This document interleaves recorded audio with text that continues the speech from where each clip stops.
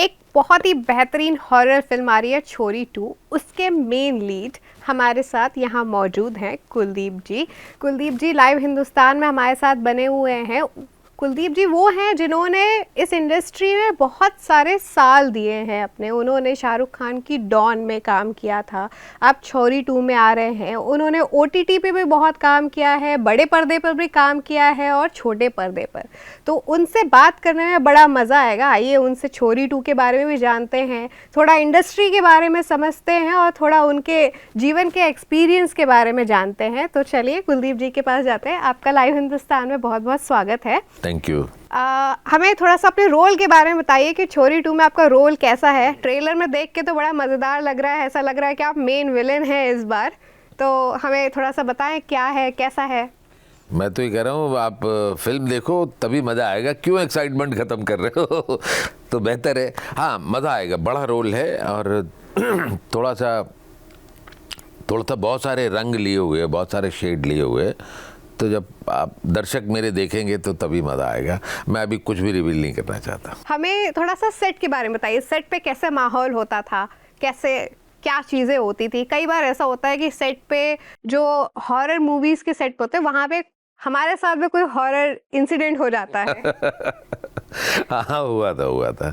नहीं सेट पे माहौल की बात करें, जो प्रोफेशनल काम हो रहा था उसमें तो चीख चिल्लाहट ये वो ऊपर नीचे सारी चीज़ें चलती रही थी। वो लगा नहीं, ऐसा नहीं हुआ, वैसा नहीं हुआ।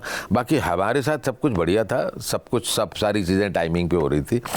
हाँ एक वाकया बताता हूँ मैं आपको। रात में फिल्म सिटी के अंदर सेट लगा हुआ था और हम लोग ओपन में शायद पता नहीं बहुत सारे लोगों को पता होगा, वहाँ एक चीता है वो पहाड़ी फिल्म सिटी में ना, तो वो तालाब के किनारे जाता है और रात के टाइम वो पानी वानी पीता है। तो उसी के आसपास हमारी शूटिंग हो रही थी और पूरी रात शूटिंग चल रही थी। मैं सेट पे अंदर था और कई बार बाहर सारे लोग, डायरेक्टर और सारा एडी सारे लोग ना बाहर मॉनिटर लगा कर उसको देखा करते थे कि हाँ भाई क्या आ रहा है। मैंने मॉनिटर पे देख रहे हैं, शॉट देख रहे हैं। और अंदर हम लोग सेट पे कई बार मेरा सीन नहीं चल रहा तो मैं आके बाहर आ जाता था कि चलो बाहर देखते हैं क्या है। दूसरे के शॉट हैं, आप देख रहे हो, मॉनिटर पे बैठे हो, गपशप कर रहे हो।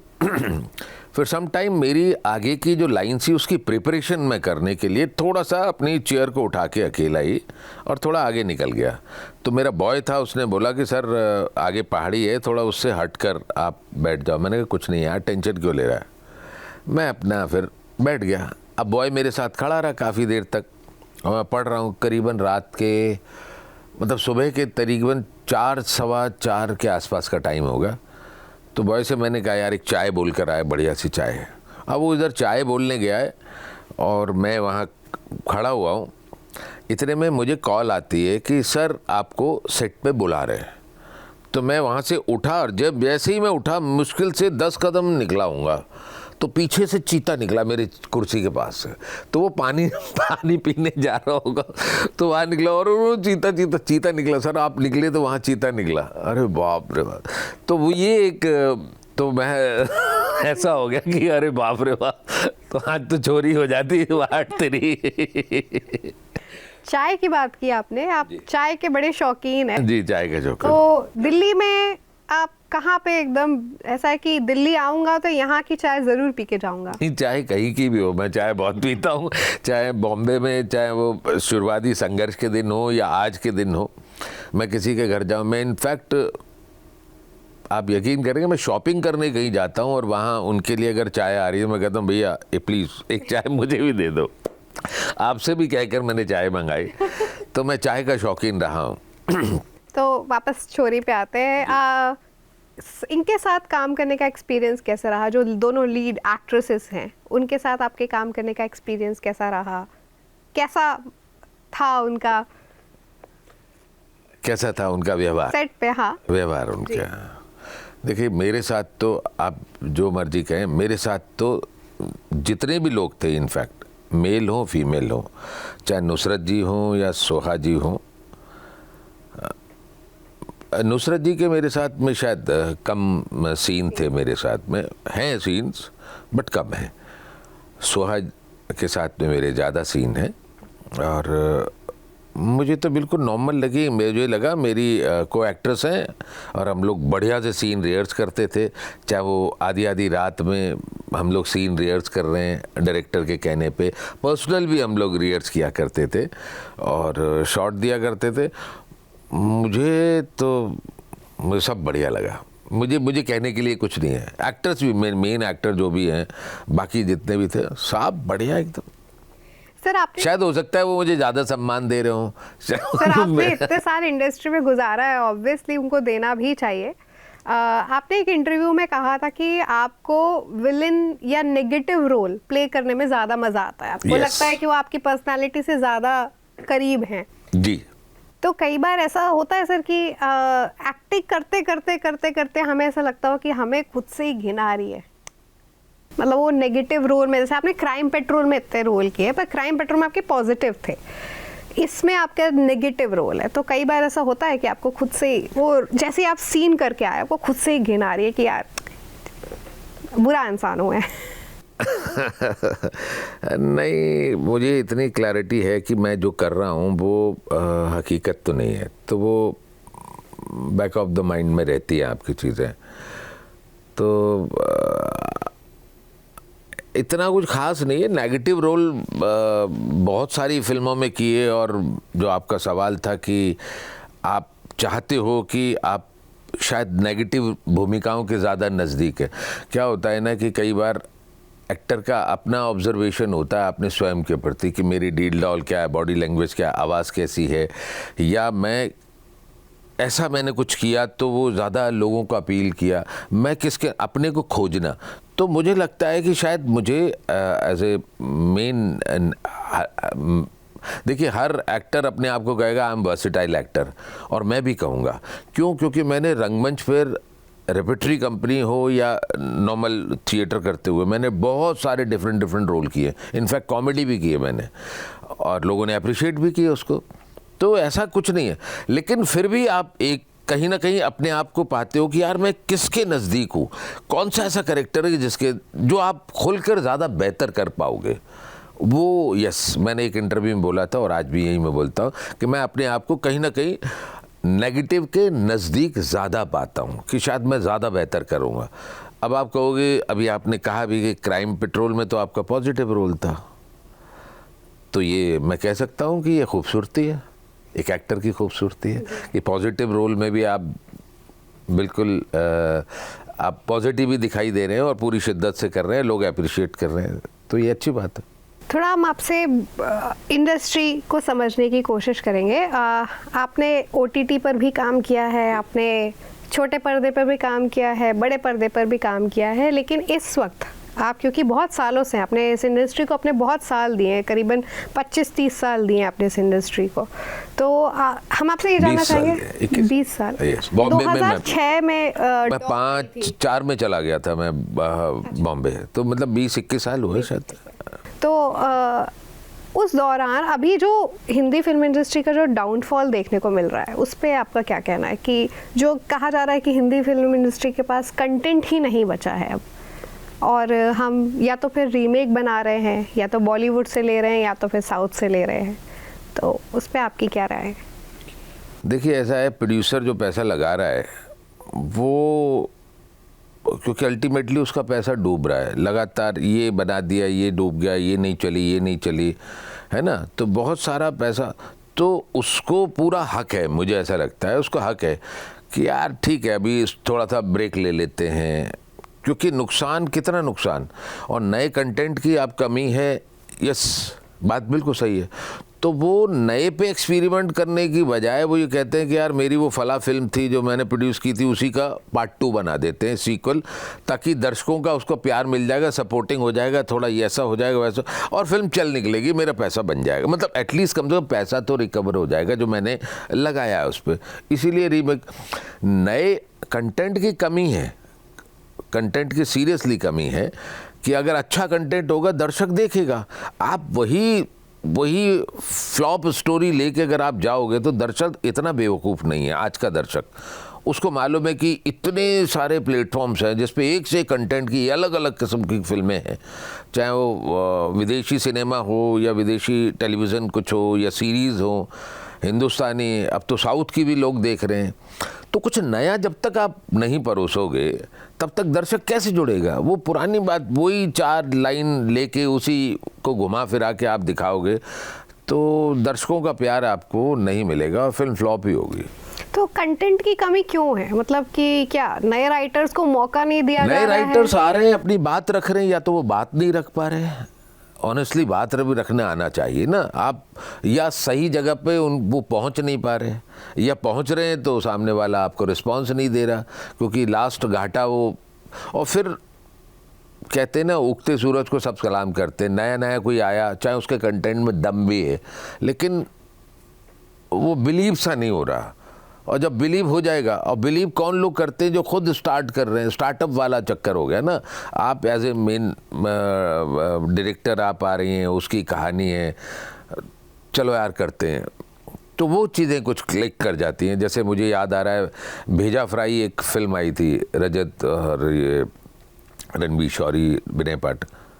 देखिए साहब, बहुत छोटे में उन्होंने फिल्म बनाई थी, सब दोस्त सब मिलकर उन्होंने, बिलीव था ना, बिलीव की, और बिलीव पे ही होता है सारे। और देखो करोड़ों रुपए का बिजनेस किया। ऐसी बहुत सारी फिल्में हैं।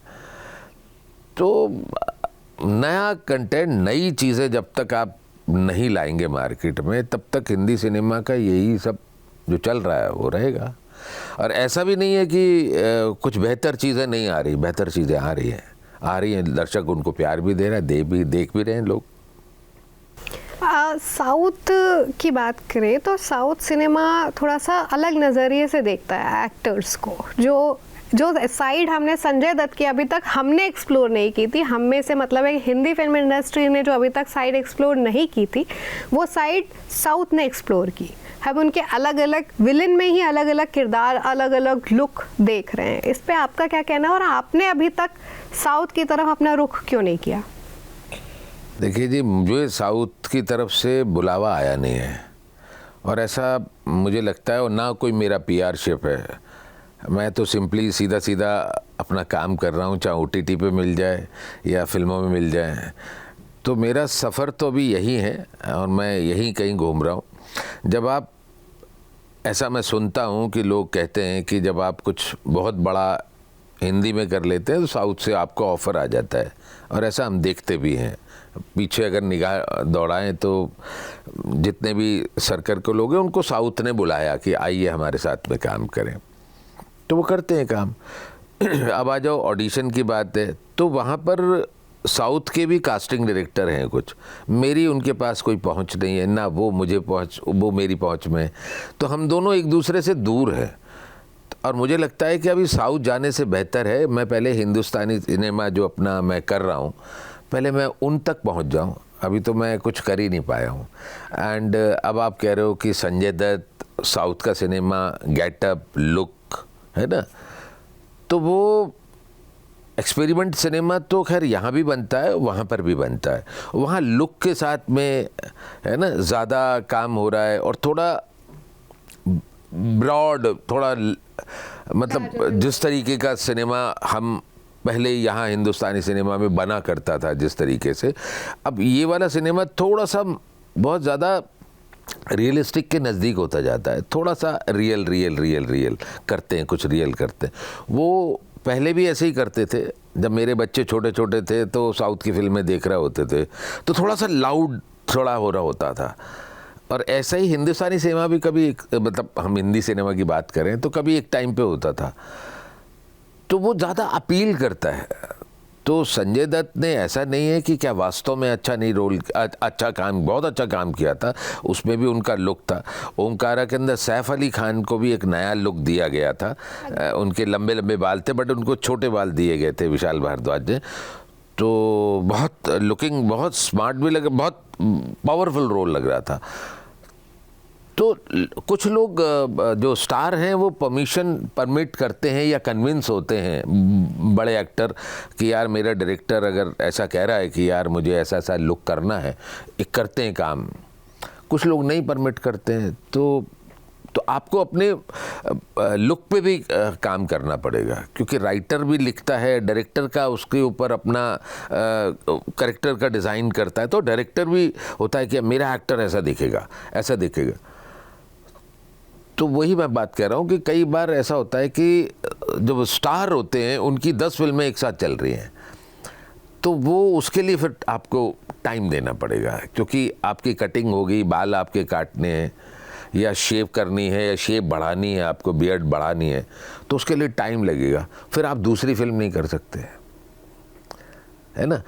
तो उसके लिए ये टाइम टेकिंग चीज़ें हैं, तो इसमें टाइम लगते हैं, इसलिए वो चीज़ें चाह कर भी कुछ लोग नहीं कर पाते।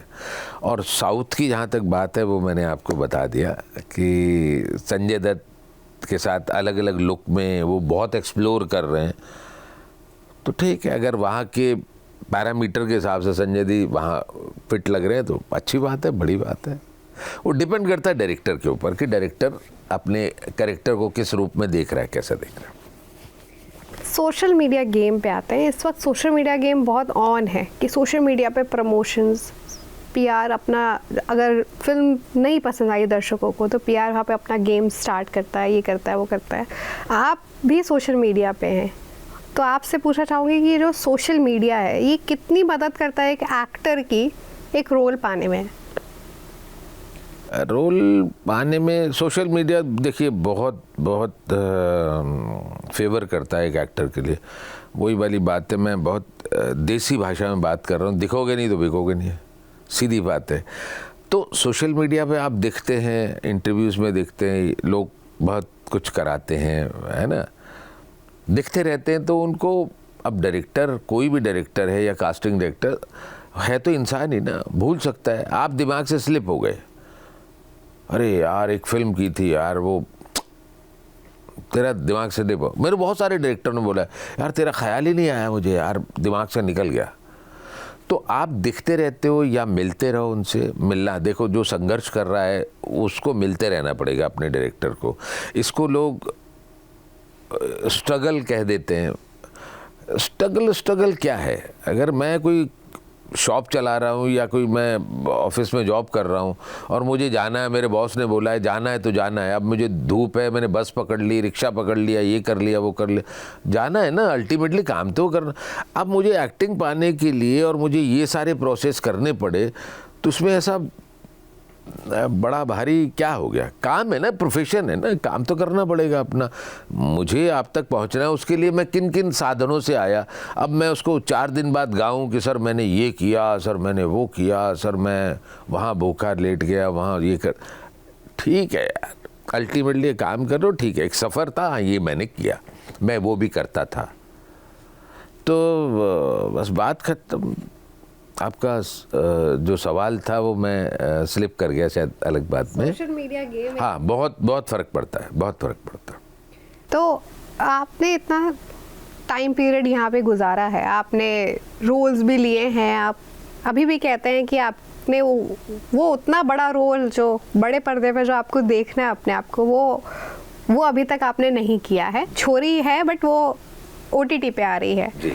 तो जो नए एक्टर्स आ रहे हैं, जो ये ड्रीम लेके आते हैं, जो शाहरुख खान को देख के आते हैं कि हम भी एक दिन वही बनेंगे, उनको जो हकीकत है वो थोड़ा सा समझाएं हमारे ज़रिए।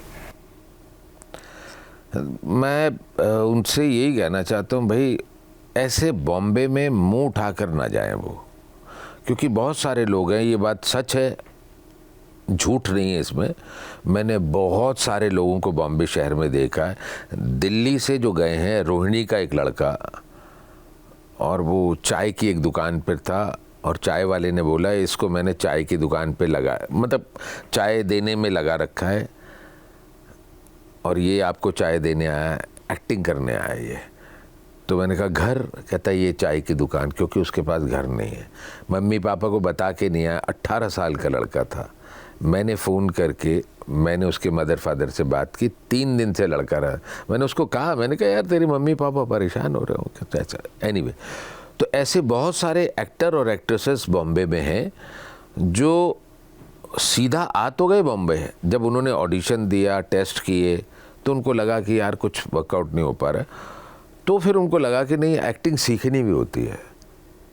भाई एक्टिंग सीखनी होती है भाई। अगर आप बड़ा सा होर्डिंग लगाते हो यहाँ कारें ठीक की जाती हैं, होर्डिंग लगाने का कोई फ़ायदा नहीं जब आपको कारें ठीक करनी नहीं आती। आपके अंदर वो छोटी छोटी चीज़ें हैं जो आपको एक्टर या एक्ट्रेसेस होने की याद दिलाती है। आपको लगता है अपीलिंग है ये इंडस्ट्री, ये एक्टिंग प्रोफेशन मेरे नज़दीक है, जैसे मैंने विलन की बात, तो आपको लगता है आप कर पाओगे, आप में कौन, तो आप जाइए, मतलब थिएटर करिए या ट्रेनिंग लीजिए थिएटर की। और आप जहाँ रह रहे हो, जब आपको कॉन्फिडेंट हो जाए तो आप NSD ड्रामा स्कूल या बहुत सारे ऐसे इंस्टीट्यूट्स हैं, वहाँ जाइए, कोर्स करिए। और कोर्स करने के बाद में भी आप अपने आप से पूछिए कि आपको लगता है कि बॉम्बे जाना चाहिए, क्योंकि बॉम्बे जाके आप सीधा जा रहे हो, आप बॉम्बे जा रहे हो, बॉम्बे को तो समझते समझते आपके 2 साल लग गए, और फिर आपको एहसास होता है कि यार आपको काम नहीं मिल रहा है, मदर फादर सारे लोग आपकी आशा करने लग जाते हैं आपसे, तो फिर आपके 6-8 साल तो ऐसे ही निकल गए। छुटपुट अगर काम मिल भी गया तो कहाँ पहुँचे आप? कहीं नहीं। तब आपको एहसास होता है तो आपको कहा नहीं यार अब मैं एक्टिंग कोर्स करता हूँ। तो ऐसे मैंने बहुत सारे लड़के लड़कियों को देखा है जो बॉम्बे जाकर एक्टिंग सीख रहे हैं। तो आप जिस क्षेत्र से आ रहे हैं, जिस जगह से आ रहे हैं, आप कम से कम वहाँ पर थिएटर होता है, वहाँ उस ग्रुप में जुड़िए, एक्टिंग सीखिए, और फिर अपने आप से पूछिए कि क्या मैं अब जाऊँ बॉम्बे, क्योंकि संघर्ष बहुत है, क्योंकि आपका कोई फिल्मी बैकग्राउंड नहीं है। मैं किसी को हताश निराश नहीं कर रहा, जाओ, सबको अधिकार है, बॉम्बे किसी का नहीं है, आइए, आपका स्वागत है। लेकिन आप जिस काम को करने जा रहे हैं उसको सीख कर आइए, ये मैं दर्शकों। और एक चीज़ और कहूँगा, सिंसियरिटी, पंक्चुअलिटी एंड डेडिकेशन, ये तीनों चीज़ें होनी चाहिए, आपको कामयाबी डेफिनेटली मिलेगी। बिल्कुल, क्योंकि लोग ग्लैमरस वर्ल्ड को देख के आ जाते हैं। हाँ, ग्लैमर देख रहे हैं ना यार, बॉम्बे में पैसा ही मिलेगा, ग्लैमर भी बहुत है, ये वो, और वहाँ पता नहीं, वहाँ खो जाता है। एक्चुअली बम्बई शहर ऐसा है, बहुत अट्रैक्ट, बहुत कैची है, बहुत आपको आकर्षित करता है। अलग अलग क्षेत्रों में पूरे हिंदुस्तान में बैठे हुए लोगों को Bombay, glamour, film city, film fair, award function, ये वो बहुत अपीलिंग लगता है, हमें भी लगता है, तभी तो हम ग्वालियर से चल के यहाँ तक आ गए। तो तो आप ये पहला आकर्षण है ना। तो उसके बाद फिर आपको समझना पड़ेगा, नादानी नहीं दिखानी। अब पहले टाइम पे तो ऐसे कोई बताने वाला था ही नहीं, मतलब पूछते पूछते पूछते पूछते हम कहीं से कहीं, कहीं से कहीं, कहीं पहुँचे हम। आज तो सोशल मीडिया आ गया, बहुत सारे बड़े एक्टर्स के आप इंटरव्यू अपने मोबाइल पे ही देख लेते हैं। उसके बावजूद भी अगर आप बॉम्बे जा रहे हैं,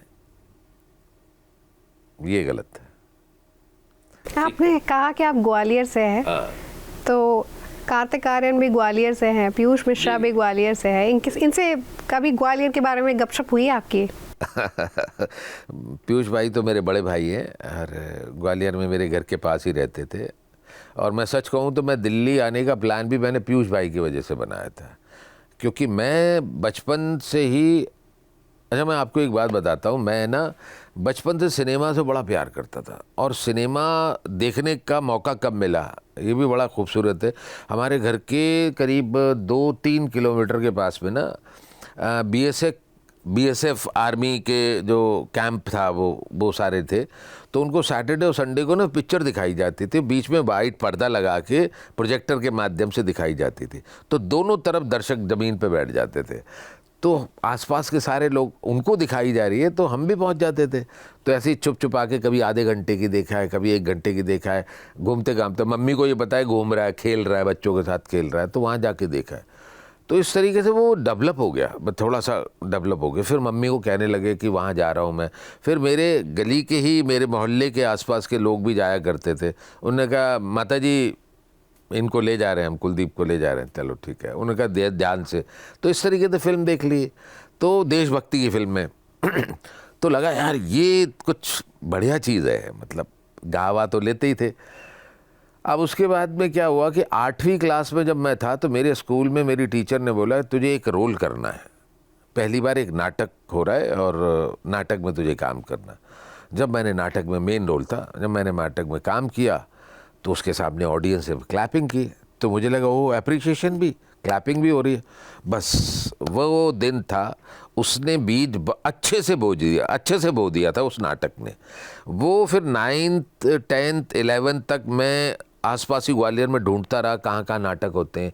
तो 11वीं के आसपास बोर्ड होता था, 11वीं हमारा, 12वीं नहीं बोर्ड होता था, हायर सेकेंडरी जैसे बोलते हैं मध्य प्रदेश में। वो क्रैक किया, कॉलेज आ गए, फिर ग्वालियर में लोकली देखा कि कहाँ कहाँ नाटक होते हैं, तो ऑडिटोरियम के बाहर खड़े हो गए, उन लोगों से बात कर रहे हो, नाटक देख रहे हो। फिर इस तरीके से मैं ग्वालियर में एक नाट्य संस्था है उनके साथ मैं जुड़ गया। वहीं से पता लगा कि पीयूष मिश्रा और एक रवि उपाध्याय जो है वो नेशनल स्कूल ऑफ ड्रामा में। और मैं बचपन से अपने मम्मी पापा को कहता चला आ रहा हूँ मुझे FTI पूना भेज दो, मुझे FTI पूना भेज, उसके बारे में पता था कि FTI पूना है। तो वो जो 8th क्लास में था ना मैं, 8, 9, 10, तब तक मुझे वहाँ भेज, अब वहाँ पूना, बम्बई से आगे पूना, वहाँ कोई है नहीं, छोटा सा बच्चा कह रहा है वहाँ भेज दो, मम्मी हाँ ऐसे करके मम्मी पापा डालते रहे। तो खैर बहरहाल जब पता लगा कि, तब मैंने ये कहना शुरू कर दिया कि NSD national school of dance, जहाँ से राज बब्बर और ये सारे निकले हुए, और मैं उन सब की फिल्में देख रहा हूँ लगातार ग्वालियर के अंदर, सारे फेस्टिवल्स के अंदर एक से एक फिल्में, मंडी देखी जाए, केतन मेहता की, श्याम बेनेगल, सारी फिल्में देख रहा हूँ। फेस्टिवल्स हुआ करते थे 8-8, 10-10 फिल्मों के। अब आप लगातार फिल्में देख रहे हो, और मैंने कहा यार ये तो कमाल एक्टर हैं। तो दूसरा आकर्षण, वो पहला वाला कमर्शियल सिनेमा, दूसरा वाला ये कुछ अलग ही कर रहे थे, ये ज़्यादा अट्रैक्टिव लग रहा था, रियल, बहुत रियल। ओमपुरी साहब को देख रहा हूँ, नसीर साहब को देख रहा हूँ, तो मैंने कहा यार ये सारे NSD के निकले हुए। और तो मैंने मम्मी को कहा, मैंने कहा नहीं मुझे ना अब दिल्ली जाना है, नेशनल स्कूल ऑफ ड्रामा, और ग्वालियर से ही 2 लोग NSD में हैं। तो पिताजी ने कहा ओके ठीक है, तो कहाँ है NSD? तो मैंने कहा ये तो पता नहीं, ये तो पता नहीं कहाँ है। तो फिर ड्यूटी लगाई गई, मेरे बड़े भाई को बोला, अच्छा दिल्ली में मेरी सिस्टर भी रहती थी, जीआई भी रहते थे, वो शायद नहीं आए थे, मेरी मौसी रहती थी, यस मौसी मामा। तो भाई को यहाँ से भेजा गया, जब सब लोगों से मिल भी आना, मौसी बुआ वगैरह से, और देख इसका नेशनल स्कूल ऑफ ड्रामा कहाँ है, NSD कहाँ है। तो भाई फिर शाहदरा से बस लेके कभी रोहिणी की साइड जा रहा है, कभी कहाँ जा रहा है, घूमते घूमते एक जगह उसको दिखाई दे गया मंडी हाउस में नेशनल स्कूल ऑफ ड्रामा। वहीं उतर गए भाई साहब, और उन्होंने फिर पता कर करा के वहाँ आ गए। पिताजी मुझे बताया कि मंडी हाउस एक जगह है जहाँ नेशनल स्कूल ऑफ ड्रामा है। बस सारी तैयारी हो गई, और फर्स्ट ईयर में फेल हो गया। और मैं फर्स्ट ईयर चल रहा था मेरा, फर्स्ट ईयर में फेल हो गया भूत एक्टिंग का। तो खैर अल्टीमेटली करते कराते मैंने बिस्तर बांधा।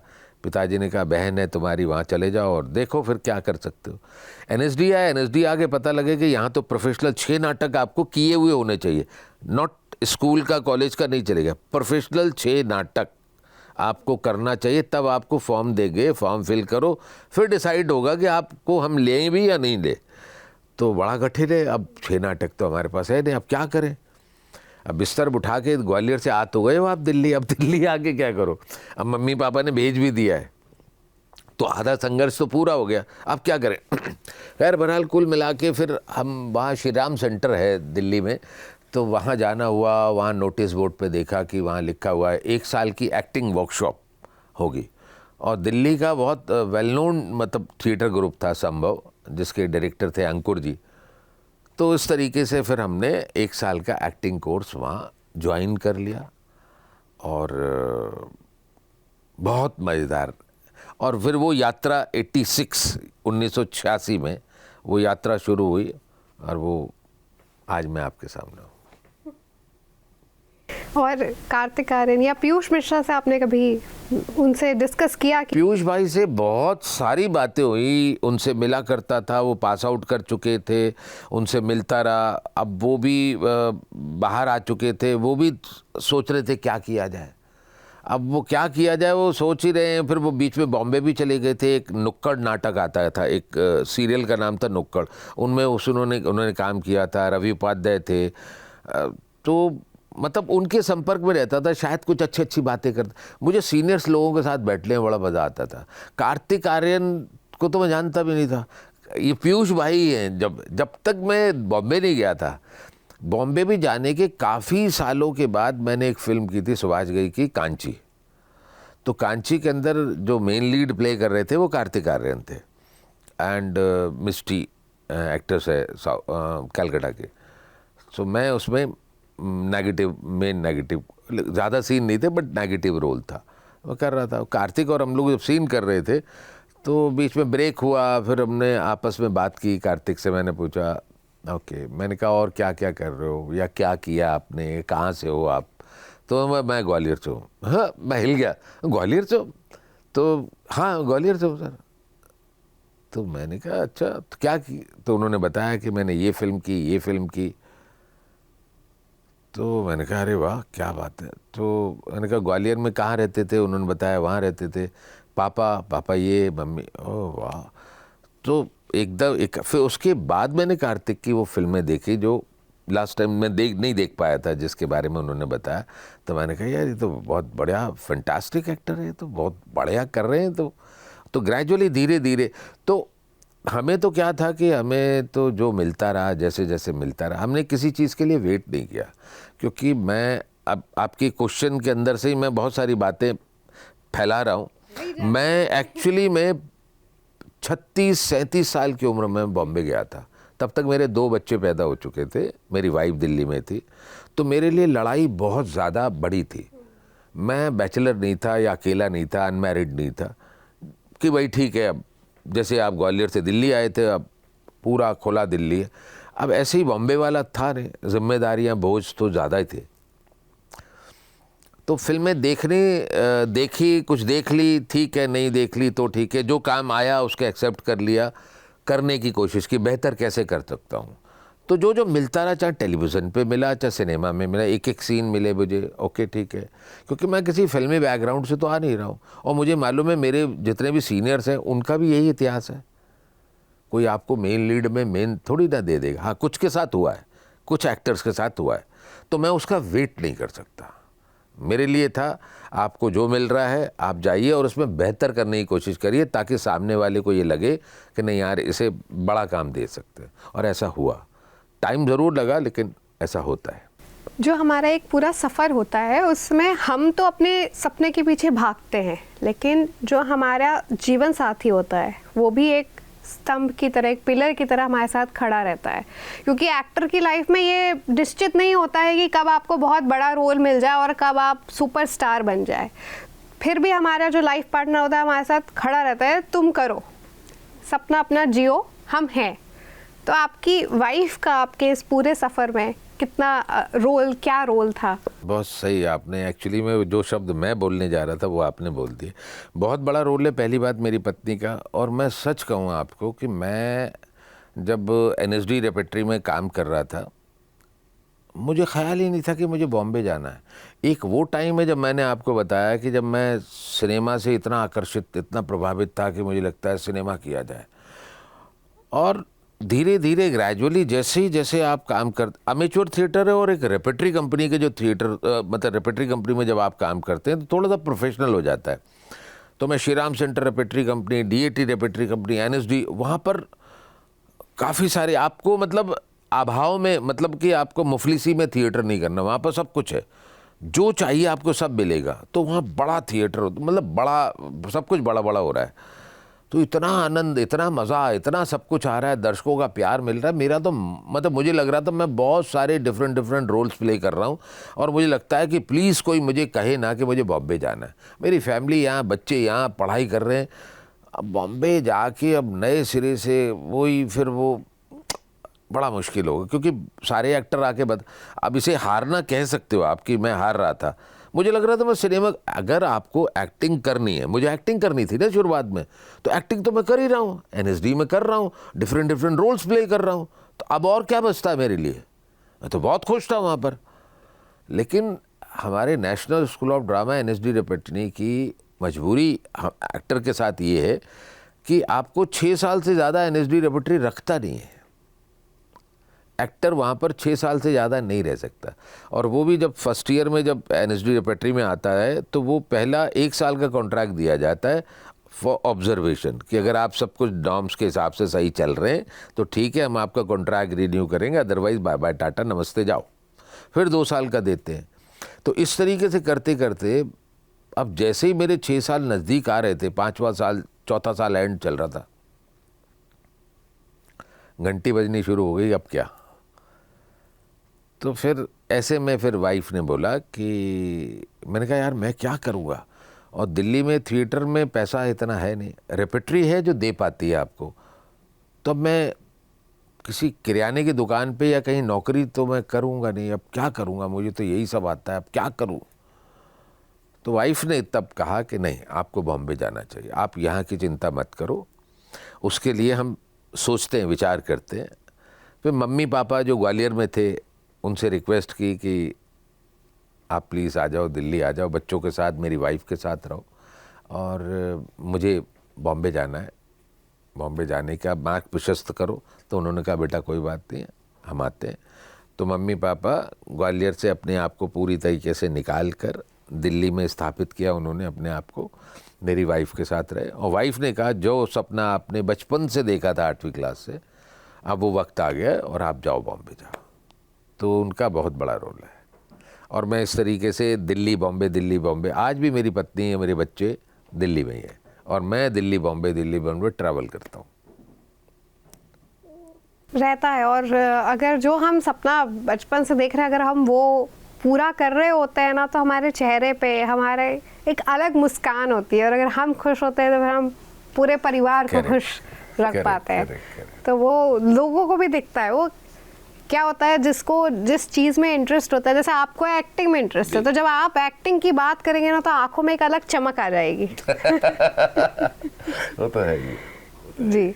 तो अब मेरा ये सवाल है कि क्राइम पेट्रोल में आपने बहुत बेहतरीन काम किया, लोगों ने उससे आपको बहुत सहारा, मतलब अभी भी आप क्राइम पेट्रोल के नाम से लोग आपको एकदम पहचानते हैं कि आप क्राइम पेट्रोल में थे। वो कितना सच रहती है उसकी कहानी एकदम सच सही होती है उसकी कहानी जो भी दिखाई जाती थी? मतलब वन लाइन उसकी कहानी तो पूरी सच है, वो तो सच्ची ही कहानी है, वो तो बाकायदा अनाउंस ही करते हैं। वो तो ट्रू स्टोरी जिसको पुलिस ने सॉल्व कर दिया है, तो उसमें करेक्टर्स के नाम वगैरह हम बदल देते हैं उसमें कुछ थोड़ा सा मतलब फिल्मी लिबर्टी लेने के लिए कुछ थोड़ा बहुत चेंजेस उसमें कर देते होंगे। अदरवाइज तो पूरा ट्रू स्टोरी है, वो ट्रू स्टोरी है। एक्टर्स तो एक्टर होते हैं, नकली हैं, सब कुछ तो नकली है, कहानी असली है। आपने अपने 20 साल पूरी हिंदी फिल्म इंडस्ट्री को दिए हैं जी। तो मैं आपसे ये जानना चाहूँगी कि हिंदी फिल्म इंडस्ट्री में ऐसी कौन सी बात है जो दूसरी इंडस्ट्री को सीखनी चाहिए? यहाँ साउथ वर्सेस बॉलीवुड नहीं कर रही हूँ मैं हॉलीवुड की भी बात कर रही हूँ। सारी जितनी भी फिल्म इंडस्ट्री है, अभी हमारे जो दर्शक हैं वो कोरियन सीरीज़ देख रहे हैं, कुछ लोग चाइनीज़ सीरीज़ देख रहे हैं। हिंदी फिल्म इंडस्ट्री में से कोर, जो हिंदी फिल्म इंडस्ट्री का जो कोर है, वो ऐसा क्या है जो सबको सीखना चाहिए?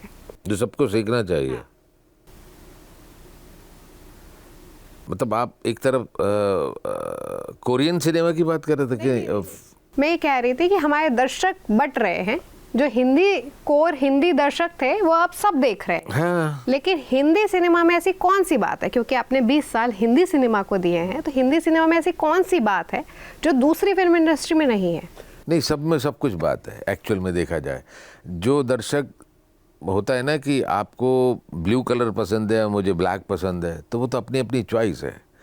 तो कोई हॉलीवुड के सिनेमा को बहुत अपील करती है, उसको लगता है कि नहीं यार मुझे तो हॉलीवुड सिनेमा बहुत बहुत बिलीव करने वाला लगता है, वहाँ के एक्टर, डायरेक्टर, सारी चीज़ें बहुत अच्छा है। और किसी को साउथ इंडस्ट्री बहुत अपीलिंग लगती है, लार्जर देन द लाउड बहुत ज़्यादा।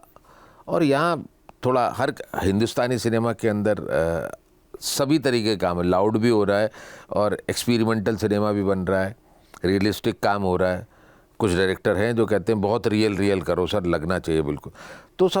तो दर्शकों की अपनी अपनी पसंद है। दर्शक तो शुरू से भी पहले भी बटा हुआ था, बस ये है कि उसके पास में होना चाहिए। इतना बाहर का सिनेमा नहीं देख पाता था, अब देखता है, क्योंकि अब तो सबके हाथ में मोबाइल और सारी चीज़ें आ गई हैं। तो कुछ दर्शक वहाँ बट गया, कुछ दर्शक साउथ में बट गया। वो डिपेंड करता है आदमी आपको किस तरीके का सिनेमा देखना है। और अपीलिंग जहाँ तक बात है, हिंदुस्तानी सिनेमा ने तो हमेशा से ही अपील किया है, लोगों ने यहीं से तो सीखा है सारे ने। इसके अलावा है क्या? हिंदुस्तानी सिनेमा था, उसको देख के ही तो साउथ ने भी अपने आप को डेवलप किया एक टाइम में कि हाँ मलया अलग बन रहा है, कन्नड़ अलग बन रहा है, मराठी अलग बन रहा है। मराठी भी बहुत शुरुआत से ही था, लेकिन हम ओवरऑल बोलेंगे तो हिंदी सिनेमा ही बोलेंगे उसको। आपने अभी जितने भी लोगों के साथ काम किया है, जितने डायरेक्टर्स के साथ काम किया, आपका बेस्ट जो क्रू रहते हैं जो क्रू कहते हैं वो बेस्ट क्रू कौन सी फिल्म कौन सी सीरीज का रहा है? दिल्ली क्राइम। क्यों? Hats off, hats off. Delhi Crime crew ही नहीं, मतलब इंटायर पूरा माहौल से लेके पूरा फिल्म, मतलब जो हमारा सीरीज़ थी उसको बनने तक, director, cameraman, art director, costume, makeup, actors, production वाले, लाइट, सब कुछ प्रोड्यूसर साइड से सब कुछ इतना सॉर्टेड, इतना बेहतरीन था। मेरी लाइफ में इससे ऊपर कोई नहीं है अभी तक, जितना भी मैंने काम किया है। हालांकि मैंने एक और हॉलीवुड की फिल्म की थी, अनफ्रीडम करके फिल्म थी, उससे भी बेहतर मुझे यहाँ देखने का मौका मिला। मतलब सेट पे एक छोटी सी आवाज़ भी नहीं निकली किसी की, थोड़ा सा ऊपर वाले लेवल पे कोई बोल रहे। हर चीज़ सॉर्टेड है, गाड़ी आपकी सॉर्टेड है, पेमेंट सॉर्टेड है, रोल सॉर्टेड है, आपको स्क्रिप्ट सारी चीज़ मिल गई, डायरेक्टर, प्री प्लानिंग, इतना सब कुछ। एक्टर को ज़रा सा भी बोझ नहीं लेना है, मतलब पलट के फ़ोन नहीं करना है कि सर इसका क्या, ऐसा कुछ नहीं था।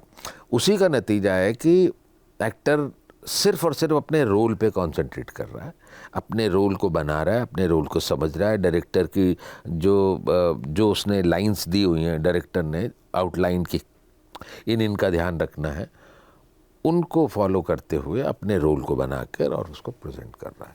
तो मेरी लाइफ में उससे बड़ा दिल्ली क्राइम, हैट्स ऑफ करता हूँ।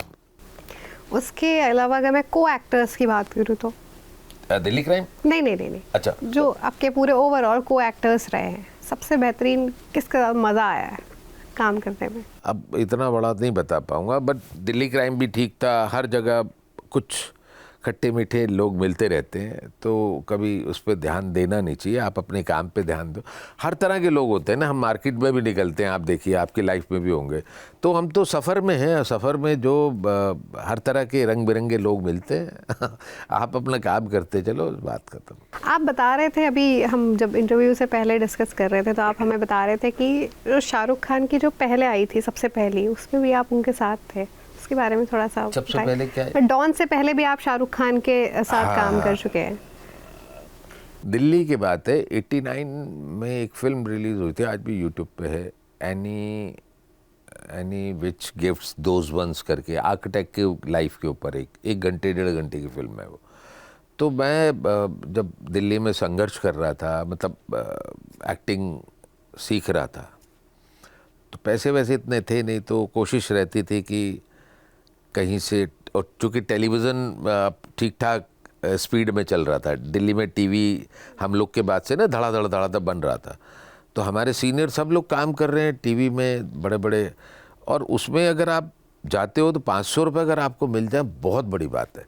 मतलब मेरे को याद है, मेरे मदर फादर मुझे 450 रुपये महीना भिजवाते थे, तो 500 रुपये अगर मुझे मिल जाते हैं एक, अगर मैं काम करता हूँ पर डे, तो मेरे लिए तो बहुत बड़ी बात हो गई कि मेरा महीने का खर्चा निकल गया। तो ऐसी दिल्ली में एक फिल्म बन रही थी, प्रदीप किशन बना रहे थे ये फिल्म को, तो उसमें सारे ही जो कास्टिंग वाले हैं वो भी पहचान के हैं, ये भी पहचान, सब एक्चुअली मंडी हाउस के सभी लोग।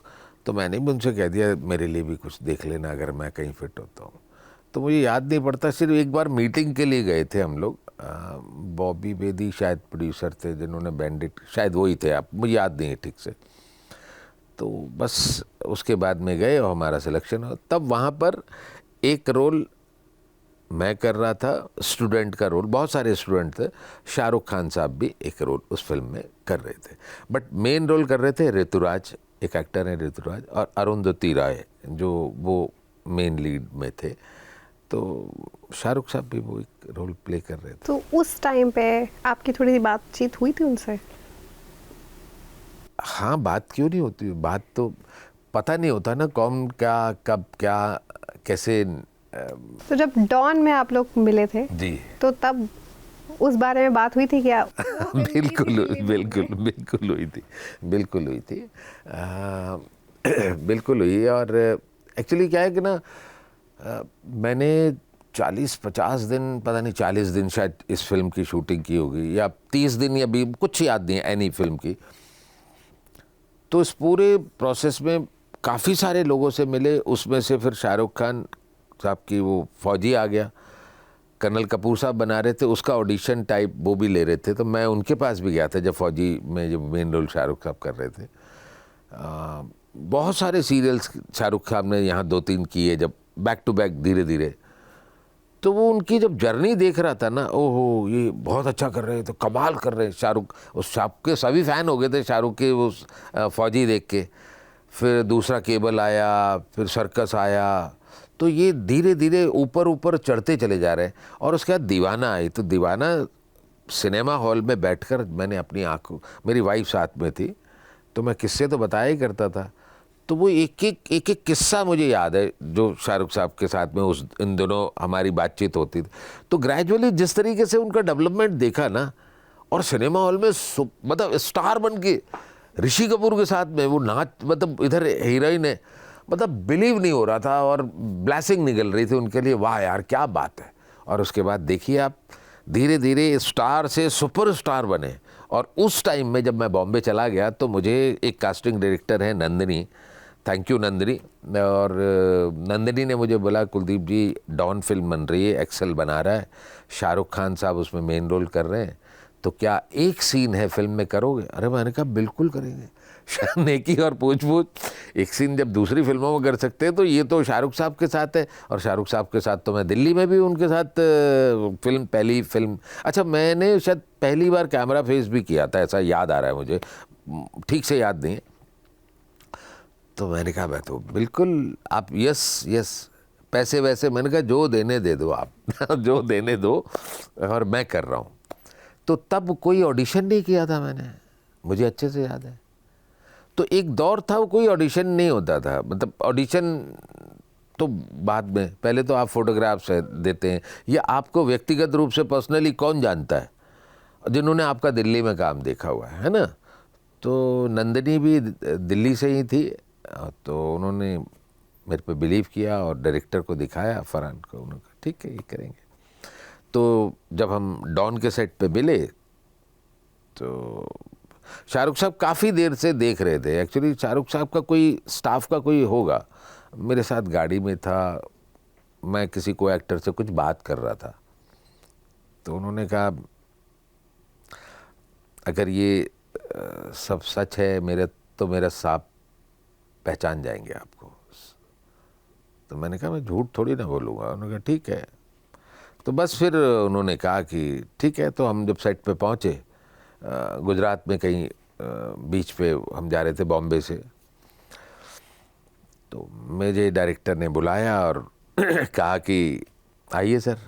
अब मैं तैयार व्यार होके बिल्कुल खड़ा हुआ हूँ, और सामने ना जैसे ये लाइट स्टैंड लगा रखा है आपने, तो फरहान अख्तर वहाँ है, कैमरामैन वहाँ है, एक लाइट स्टैंड लगा दिया उन्होंने सामने, और मैं ये खड़ा हूँ।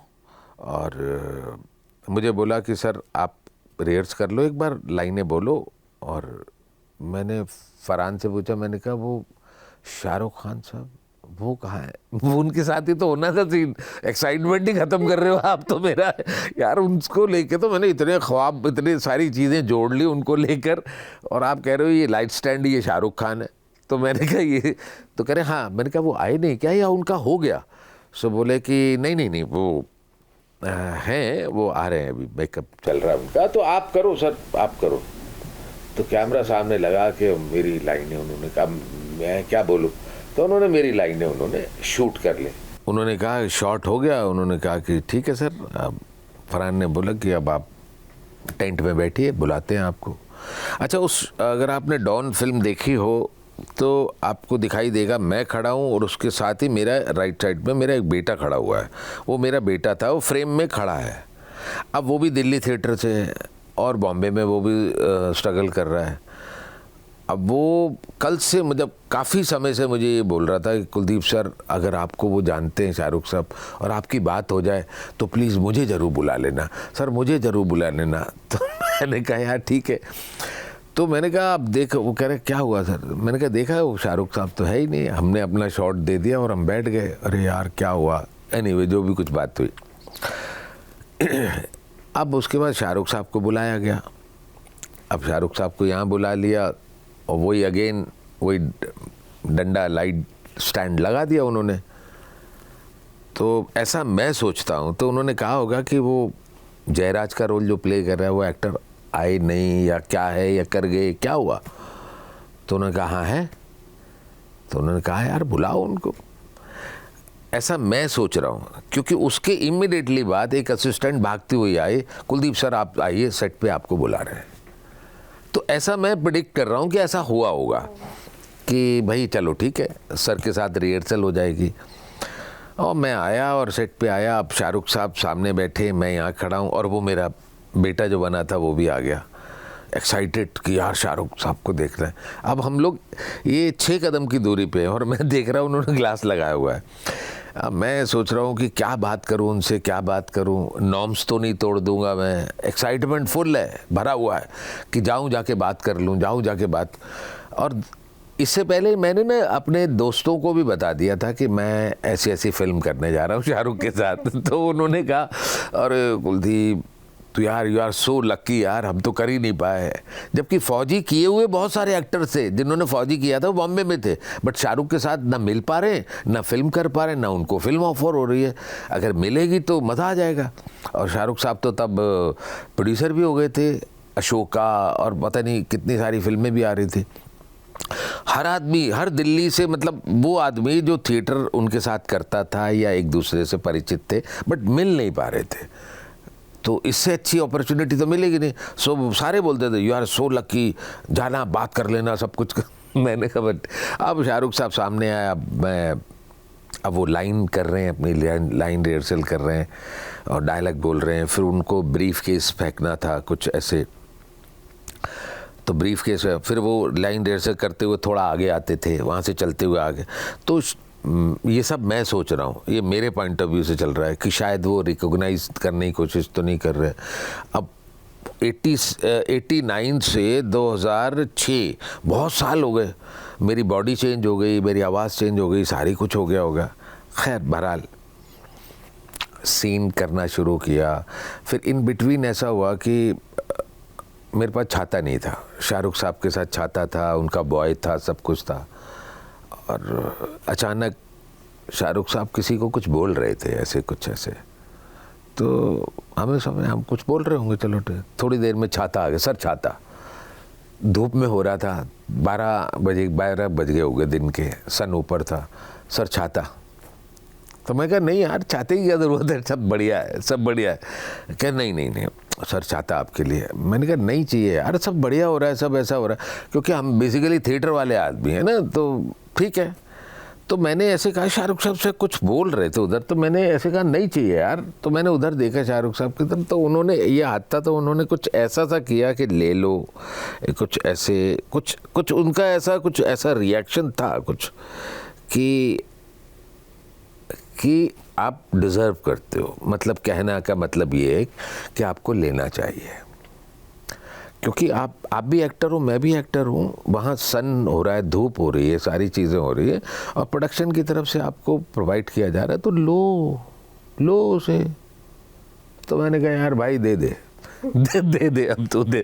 तो मुझे वहाँ से हरी झंडी मिल गई, क्योंकि हम क्या है ना, थिएटर कर के आए हैं। तो थिएटर तो आप समझ सकते हो कि कितना अभाव में थिएटर करते हैं लोग, धूप में, इधर कहीं रोड पे, कहीं फुटपाथ पे, कहीं ऐसे, बस रंगमंच होना चाहिए। तो हम जिस रूट से आ रहे हैं, जिस सफ़र करते हुए हम आ रहे हैं, तो हमें धूप लग रही है, ठीक है ना यार, पिक्चर कर रहे हैं ना, बस बात यही तो मज़ेदार चीज़ है। बट वो दूसरी तरह से सोच रहे थे। फिर उसके बाद हमारा सीन ख़त्म हुआ। मेरा जो बेटा था, कुलदीप सर जा रहे हैं वो, कुलदीप भाई जा रहे हैं वो। तो मैंने कहा हाँ मैं जा रहा हूँ। अब वो शाहरुख साहब जा रहे हैं, तो मैं उनसे कह रहा हूँ शाहरुख साहब मुझे आपसे एक बात करनी है।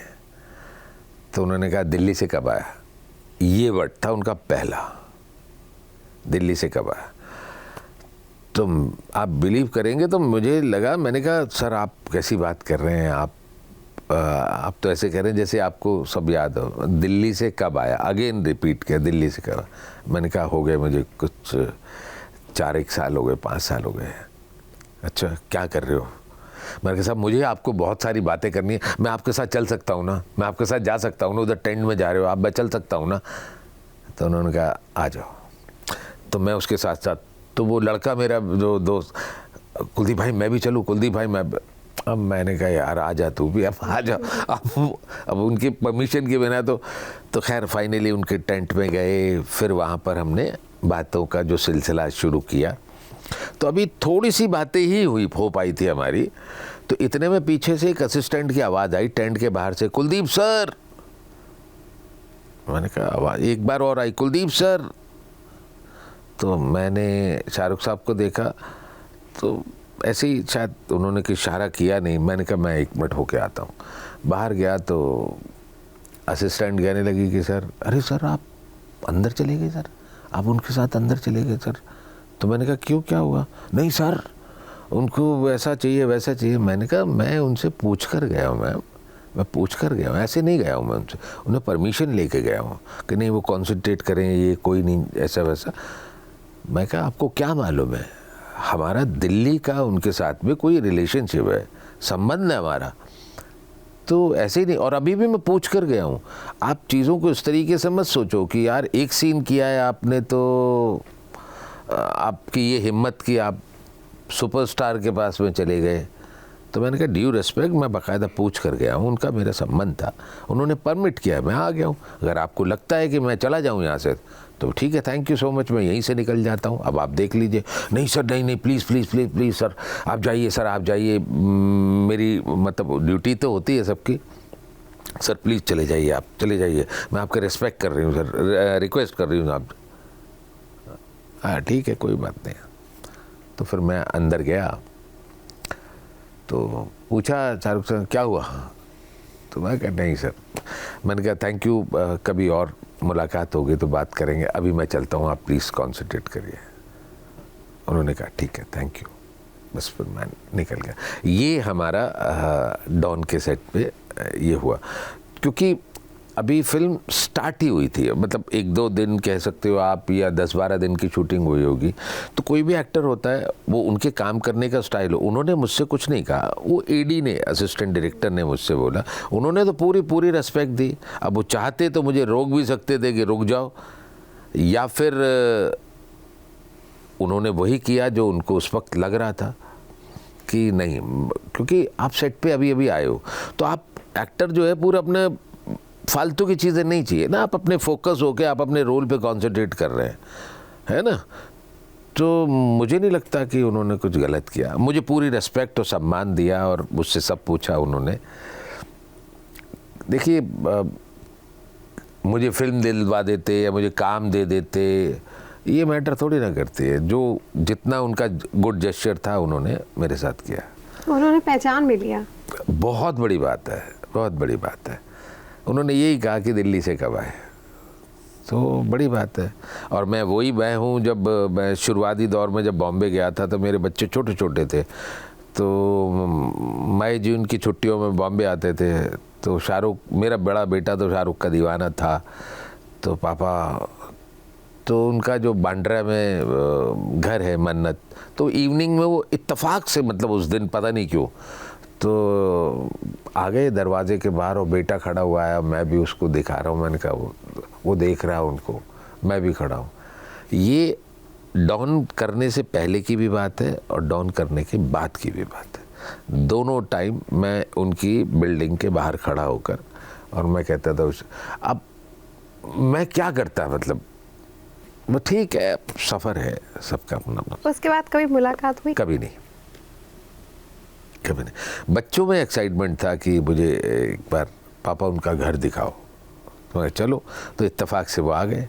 अब मैं फिल्म कर चुका हूँ उनके साथ में, अब मैं उनको क्या कहूँ, मैं क्या ऐसा रिएक्ट करूँ, क्या ऐसा कर दूँ कि वो देख लें मुझे, क्या ज़रूरत है। ठीक है, बच्चे को दिखाया, वो सेटिस्फाई हो, खुश हो गया, ख़त्म। दिल्ली के किन लोगों से आप अभी भी बॉम्बे में जुड़े हुए हैं? दिल्ली के सारे रंगमंच करने वाले, मतलब रेगुलर कोई किसी से वहाँ पर मिलता नहीं है, मैं सच बताऊँ। हो सकता है कुछ लोगों ने इस तरीके के ग्रुप्स बना लिए हैं, तो वो जो थिएटर कर रहे हैं वहाँ, मैं थिएटर नहीं कर रहा हूँ वहाँ, तो वो रेगुलरली एक साथ मिलते हैं, प्ले कर रहे हैं तो मिल रहे हैं रेगुलर। बाकी बॉम्बे में कोई किसी से रेगुलर मिलता नहीं, सबकी अपनी लड़ाई है, सबकी अपनी जद्दोजहद चल रही है और सब चल रहे हैं। कभी इत्तेफाक से एक सेट पे मिल गया, अरे आप कैसे, अरे तू कैसा, ये मिल रहे हैं बस, सेट पे मिल गए, नाटक पे मिल गए, किसी फिल्म के प्रीमियर पे मिल गए। तो वही वार्म तरीके से, बहुत अच्छे तरीके से सब लोग मिला करते हैं। प्यार तो वही रहेगा ना, व्यस्तताएं बढ़ गई हैं लोगों की। जैसे कॉरपोरेट कल्चर में ये होता है कि आपने किसी के साथ एक कंपनी में काम किया तो दूसरी कंपनी में अगर वो व्यक्ति जा रहा है तो शायद आपको भी साथ ले जाए या आपको बढ़ा दे आगे। क्या एक्टिंग में आप किस शहर से आ रहे हैं, आप किस थिएटर ग्रुप से आ रहे हैं, ये मायने रखता है? अब संस्थाएं, बड़ी बड़ी जो संस्थाएं हैं ना, जैसे कि इंस्टीट्यूट्स कह सकते हो आप, FTI से आ रहा है कोई आदमी, कोई नेशनल स्कूल ऑफ ड्रामा से आ रहा है, या भारतीय हिंदू नाट्य अकेडमी लखनऊ से आ रहा है। ये कुछ ऐसी संस्थाएं हैं, और भी हैं बहुत सारी, ये इनका एक नाम है। तो अब कास्टिंग का जो प्रोसेस है ना, उसमें जो कास्टिंग डायरेक्टर बैठे हैं उनका एक माइंडसेट बन गया है, यार ये है तो ओके शॉट होगा, क्योंकि अल्टीमेटली उनको भी तो जवाब देना है ना। अब ऐसे ही किसी रामलाल श्यामलाल को उठा के तो नहीं कास्ट कर सकते ना, तो और वो कास्ट कैसे करते, उसका भी ऑडिशन ही होना है, और FTI पूना वाला हो या NSD वाला, उसका भी होना। बट उनको लगता है कि ज़्यादा जद्दोजहद कर, ये थोड़ा सा जल्दी वाला, ये चीज़ों को समझें क्यों। और ऐसे ही आ जाओ, अब बहुत सारे लोग अमेच्योर थिएटर कर रहे हैं, बट थिएटर कर रहे हैं, वो किसी बहुत बड़े इंस्टीट्यूट से नहीं जुड़े हुए, एक से एक बेहतरीन कलाकार हैं। अब आजकल क्या है ना कि आप करेक्टर देख रहे हैं, मतलब यार आप करेक्टर में सूट कर रहे हो, आपका डील डॉल, हाव भाव, एटीट्यूड, चेहरा, वो सब उस करेक्टर के नज़दीक जाए तो 50% लग रहा है कि आप ठीक लग रही हो, और बाकी आपकी परफॉर्मेंस है। अब आप फलाने इंस्टीट्यूट थिएटर किया आपने 5 साल, 2 साल, 10 साल, जितना भी किया आपने, मुझे मालूम है फंटास्टिक एक्टर है, कर लेगी। आपको स्क्रिप्ट दे दी मैंने, और आपने लुक तो जा ही रहा है आपका, सारा कुछ वो वर्क कर जाता है।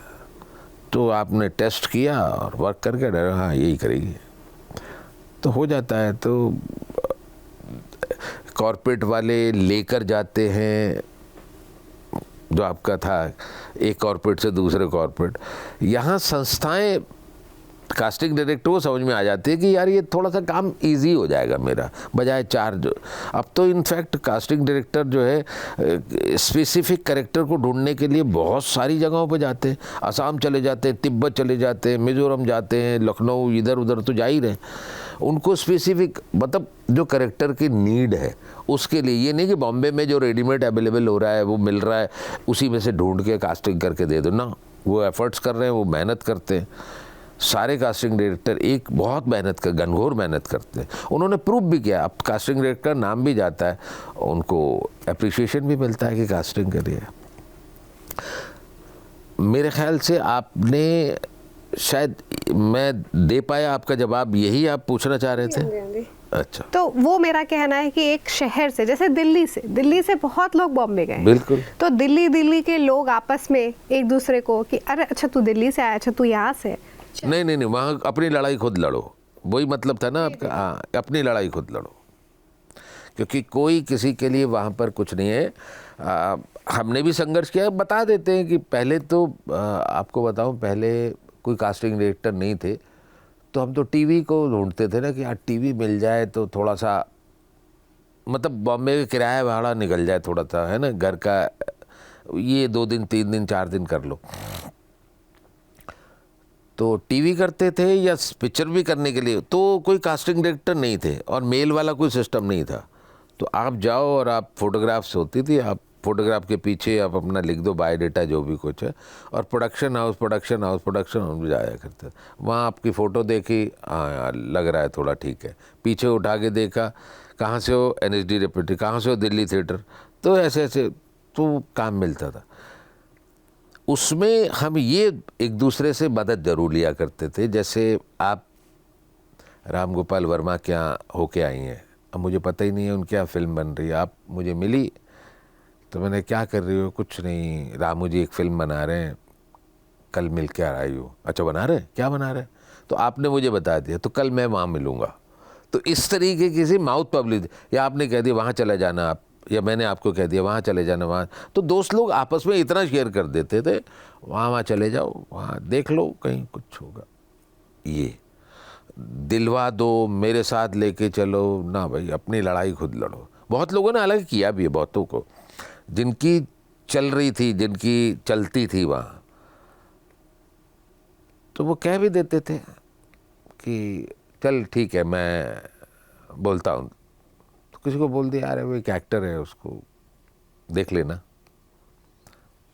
तो उन्होंने बुला लिया, जा यार वहाँ चले जाइयो। वहाँ गया, थोड़ा रेस्पेक्टफुली उन बात कर लिया। अब बड़े एक्टर ने बोल दिया अगर, तो मतलब है कि बड़ा एक्टर भी फंसना नहीं चाहता। आप काम जानते हो, मतलब आपको मिल नहीं रहा है, अब पूरे प्रोसेस से जाओगे, उसने कह दिया देख लेना थोड़ा ठीक है, एक्टर ठीक है, तो काम बन जाता है। आपकी अपकमिंग फिल्मों के बारे में, कुछ प्रोजेक्ट्स के बारे में? तो ये छोरी है, अभी गुरी धैर्य आ गई मेरी TVF वाला शो, और 1 मई में आने वाला। अभी इसके अलावा और कुछ नहीं है, खाली हूँ, काम की तलाश में हूँ। बहुत बुरी तरह से, बहुत समय से काम नहीं किया। आप इतने बेहतरीन एक्टर हैं, छोरी ये सब देख के बिल्कुल जनता भी आपको प्यार देगी और इंडस्ट्री वाले भी आपको प्यार देंगे। चाहते हैं प्लीज़ दर्शक हमें काम दें, काम दें, काम ही मांग रहे हैं हम तो।